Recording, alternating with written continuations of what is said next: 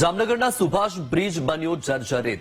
Bridge પર લોકો જીવના જોખમે ચાલવા મજબૂર બન્યા છે। વર્ષો જૂના બ્રિજ પર તૂટેલી હાલતમાં રેલિંગ છે। બ્રિજ પર બનાવાયેલો ફૂટપાથ પણ તૂટી ગયો છે। લોકો જીવના જોખમે ફૂટપાથ પર ચાલવા માટે મજબૂર છે। ફૂટપાથ તૂટી જતા લોકો રસ્તા પર ચાલી રહ્યા છે। કોઈ મોટી દુર્ઘટના બને તો જવાબદાર કોણ?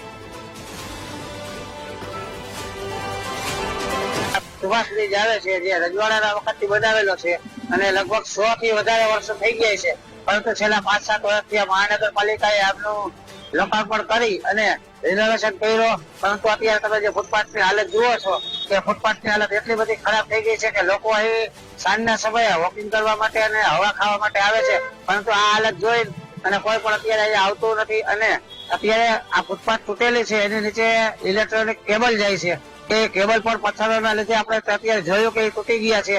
ભવિષ્યની અંદર મોટી જાનહાનિ ન થાય એટલે મહાનગરપાલિકાને આપણી નમ્ર વિનંતી છે કે તાત્કાલિક ધોરણે આને રિનોવેશન કરી અને આને ઉપર બ્લોક નાખી દઈએ।